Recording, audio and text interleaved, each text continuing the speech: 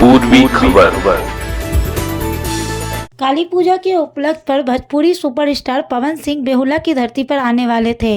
जामुरिया के विधायक हरेराम सिंह के पुत्र प्रेमपाल सिंह ने उन्हें आमंत्रित किया था, लेकिन बंगाल में इसके विरोध के बाद आज प्रेमपाल सिंह ने संवाददाता सम्मेलन कर यह जानकारी दी कि पवन सिंह का कार्यक्रम रद्द कर दिया गया है। आइए जानते हैं पूरी जानकारी। देखिए, संगठन बहुत तरीके के हैं, बहुत समाज हैं, इसमें किसी का इकलौता नाम नहीं बोलने से होगा। आप देख रहे हैं इसमें जो कि हम लोग मीडिया को देख रहे हैं, फॉलो कर रहे हैं, संगठन को फॉलो कर रहे हैं। आप लोग भली भांति जानते हैं दिल्ली का जो चल रहा है इस बारे में लेकर, तो किसी संगठन का नाम ना लेके और इसमें अब बोला जा रहा है कि पवन सिंह ने कुछ असभ्य अभद्र गाना गाया है यहाँ के कल्चर को लेकर, यहाँ के समाज को लेकर।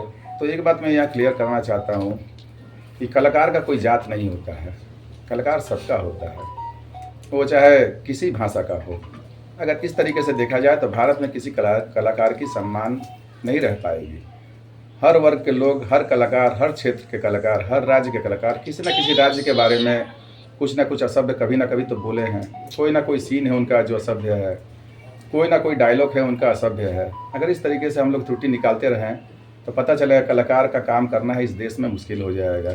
तो कलाकार की जात नहीं होती। आप भी जानते, कोई गाने की अगर बात होगी तो लिखता कोई और है, कंपोज कोई और करता है, लिरिक्स कोई और देता है, अभिनेता कोई और होता है, अभिनेत्री कोई और होती है, गाता कोई और है। इसमें किसी कलाकार पे, एक सिंगल कलाकार पे दोष देना मेरे हिसाब से उचित नहीं है। और अगर इससे किसी को ठेस पहुँचती है तो मैं उसके लिए क्षमा प्रार्थी हूँ किसी संगठन को। लेकिन फिर कहता हूँ एक बात, कलाकार की कोई जात नहीं होती है। उस तरीके से देखा जाएगा तो हमारे इस राज्य के भी कलाकार कहीं ना कहीं दूसरे राज्य के बारे में कुछ ना कुछ अपशब्द बोले ही हैं, कुछ ना कुछ वैसा सीन किए ही हुए हैं। लेकिन कलाकार के बारे में बोलना मुझे मेरे हिसाब से उचित नहीं है। इसका लेकर प्रदर्शन करना और इसके लेकर एक समाज को कोई गलत संदेश देना वो मेरे हिसाब से उचित नहीं है। उसको मैं तहे दिल से मैं कहूँगा कि आगे इस तरीके का विचार ना रखा जाए। यह बंगाल की संस्कृति है, हमारी जन्म भी यहीं हुई है, हमारी कर्म भी यहीं पर है और हम लोग सबका सम्मान करते हैं, खासकर हमारे जो बांग्ला भाषी हैं। और मैं आज बड़े दुख के साथ कहता हूँ कि मैं अपने हिंदी भाषियों से क्षमा प्रार्थी हूँ, मैं माफ़ी मांगता हूँ उनसे कि मेरे में कुछ कमी होगी जो मैं आज ये कार्यक्रम नहीं कर पा रहा हूँ। और मैं उनसे कहूँगा कि जिस तरीके से आप लोगों ने हमें आशीर्वाद दिया है, हमें, हमारे पिताजी को जो 44 साल बाद यहाँ विधायक बनकर आए हैं आप लोग के आशीर्वाद से, वो चाहे हिंदी भाषी हो चाहे बांग्ला भाषी हो, आगे भी एक ही बात रहेगी कि जिस तरीके से आशीर्वाद आपने बनाए रखा है, आप लोग अपने मन में ठेस ना पहुँचाएँ।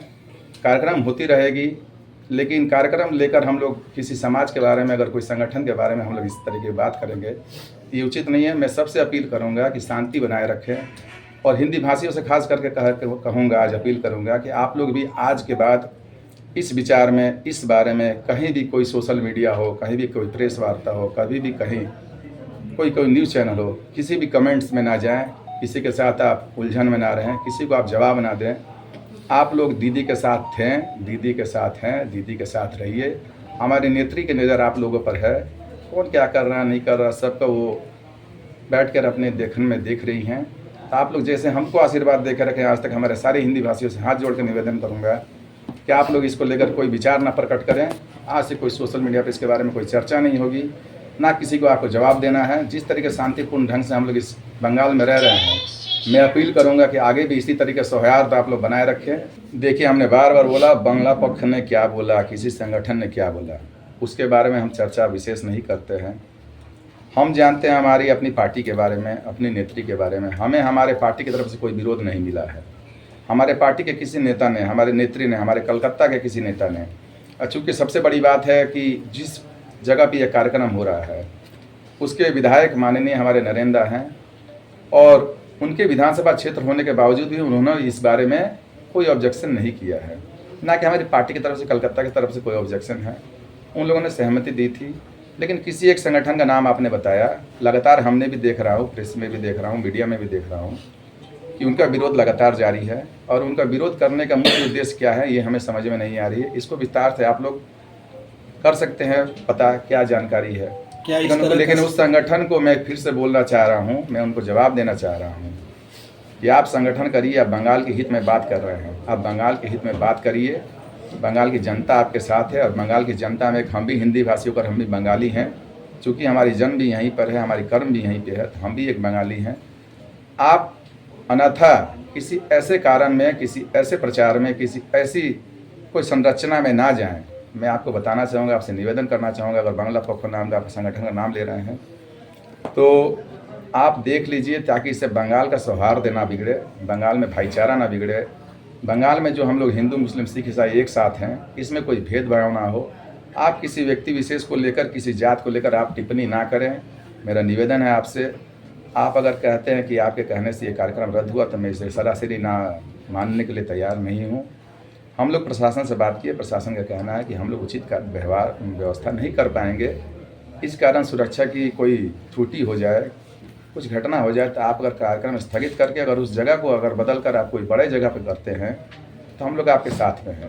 और बांग्ला पक्ष क्या करती है नहीं करती है किसी से छिपा हुआ नहीं है। वो किसी हमारे पार्टी के संगठन से कोई उनका लेना देना नहीं है, ना हमसे कोई लेना देना है। वो अपना कार्य करते हैं, अपने बंगाली के बारे में बात करते हैं, अपने बांग्ला भाषी के बारे में बात करते हैं। तो उनको ये भी बोला जाए कि जो यहाँ पैदा होकर बड़ा हुआ, जो 4 पुश्ते यहाँ रह रहे हैं, जिसके बाप दादा यहाँ पर रह रहे हैं, तो वो भी बंगाली ही हैं।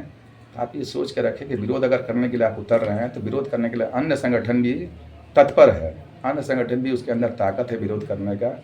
लेकिन उस विरोध में हम लोग जाने वाले नहीं हैं। हम लोग को वो चीज़ पसंद नहीं है, क्योंकि हम लोग एक शांतिपूर्ण इलाके में रह रहे हैं, शांतिपूर्ण जगह में रह रहे हैं। ये माटी काजी नजरुल की माटी, ये आप जानते हैं, ये माटी रविन्द्रनाथ टैगोर की माटी है। तो उनके राज्य में इस तरीके का बात करना मुझे उचित नहीं लग रहा है। ये चीज़ उनको भी समझना चाहिए। अगर वो समझ लेते बहुत बढ़िया बात है। और बाकी हमारे प्रशासन है, जो कार्रवाई करेंगे हम लोग उनके साथ हैं। आसनसोल दक्षिण से बीजेपी विधायिका अग्निमित्रा पाल ने इस बात का विरोध करते हुए कहा कि कलाकार किसी राजनीतिक पार्टी का अंश नहीं होता, वह अपनी कला का प्रदर्शन के लिए आ रहे थे। इस तरह का विरोध अमान्य है। आइए जानते हैं पूरी जानकारी।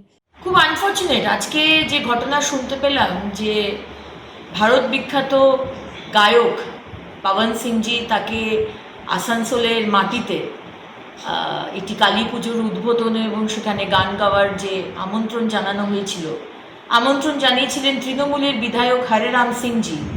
আজকে সেই তৃণমূলের সেই পুজোতে আজকে বাধা দেওয়া হলো এবং আসতে দেওয়া হলো না একজন গায়ককে, একজন সিঙ্গারকে, একজন বিখ্যাত সিঙ্গার পাবন সিংজিকে।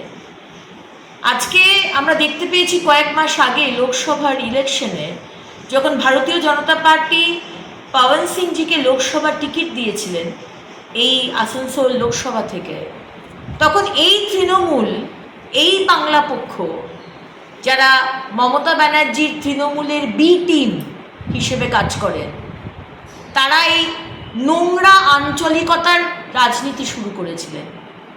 শুধু বাংলা পক্ষ নয়, আজকে মাননীয় মুখ্যমন্ত্রী মমতা বন্দ্যোপাধ্যায় আপনার টিমে, আপনার দলে ওই কি মেন 11-এ খেলবে বলে কেউ একজন এসেছিল না, যাকে খুব একটা দেখতে পাই না আজকাল, তিনিও খুব লম্ফঝম্প করেছিলেন এই পাবন সিংকে টিকিট দেওয়া নিয়ে।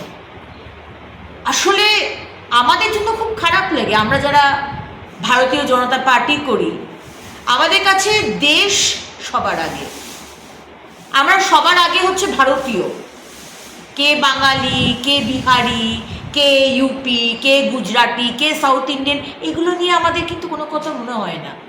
তাই জন্য আজকে আমাদের খুব খারাপ লাগে যখন একজন আর্টিস্ট একটা ভারতবর্ষের অন্য রাজ্যে গিয়ে গান করবে না, তাকে বাধা দেওয়া হবে। আজকে এই যারা বাধা দিয়েছে, আমরা কদিন আগে দেখলাম এই বাংলা পক্ষ শিলিগুড়িতে বিহার থেকে কিছু ছেলে তারা পরীক্ষা দিতে এসেছিল পশ্চিমবঙ্গে, তাদেরকে মারধর করেছে। কি আস্পর্ধা! আমাদের মুখ্যমন্ত্রী বাংলার নাম যেভাবে তলানিতে ঠেকিয়ে দিয়েছেন, এই বাংলা পক্ষ তৃণমূলের বি টিম আপনারাও ঠিক একই জিনিস করছেন। বাংলা এবং বাঙালির মান সম্মান সব মাটিতে মিশিয়ে দিচ্ছেন। আমি হরেরাম সিংজিকে বলবো, হরেরাম সিংজি আপনি এফআইআর করেছেন? পুলিশকে বাংলা পক্ষর এগেনস্টে এফআইআর করেছেন কি? করেননি নিশ্চয়ই, করবেন কি করে? কারণ আপনি যে দল করেন সেই দলেরই তো বি টিম, তাদেরই তো আশীর্বাদ আছে। আপনি করবেন কি করে? অত্যন্ত অন্যায় এবং লজ্জার। আজকে বাঙালি সারা পৃথিবী জুড়ে তারা তাদের কোথায় ডিরেক্টর বলুন, গায়ক বলুন, অ্যাক্টর বলুন, সব জায়গায় বাঙালি রয়েছে। এই নোংরা রাজনীতি না ভারতীয় জনতা পার্টি, না আমাদের সিনিয়র নেতৃত্ব, না আমাদের প্রধানমন্ত্রী কোনোদিন আমাদের শিখিয়েছে। সবার আগে দেশ, সবার আগে আমরা ভারতীয়। अब तक के लिए बस इतना ही। फिर मिलेंगे अगली खबर में। ऐसी और भी खबरों के लिए देखते रहे पूर्वी खबर। हमारे चैनल को लाइक, शेयर, सब्सक्राइब करना ना भूलें और बेल आइकन को दबाना ना भूलें और देखते रहें पूर्वी खबर। पूर्वी खबर, नजर सब